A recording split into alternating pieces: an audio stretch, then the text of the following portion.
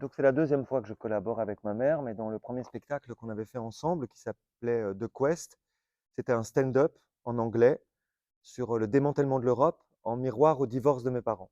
Et donc en faisant cette proposition à ma mère pour la première fois, elle s'est retrouvée pour la première fois sur un plat de théâtre, elle faisait des frites pendant que je jouais, puis devant les gens, puis après on les offrait à la fin et elle avait quelques moments d'interview, enfin soit.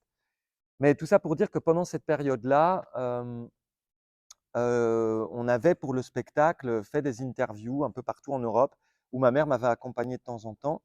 Et au même moment, mon beau-père, son second mari, donc après mon père, avec qui elle était depuis 25 ans, avait contracté un Alzheimer.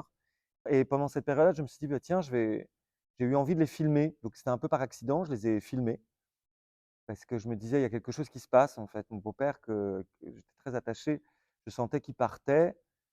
Et au même moment, ma mère vivait quelque chose d'extrêmement joyeux. Elle découvrait le monde du théâtre et je voyais que ça lui faisait du bien. Donc c'était un paradoxe de vivre ce truc extrêmement violent.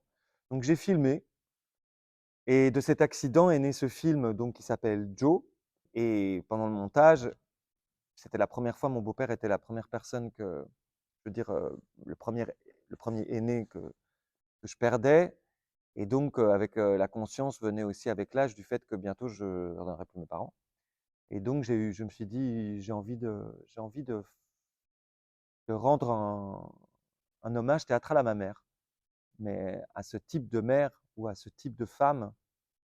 Elles ont été, elles sont toujours nombreuses et ces héroïnes silencieuses, comme je les appelle.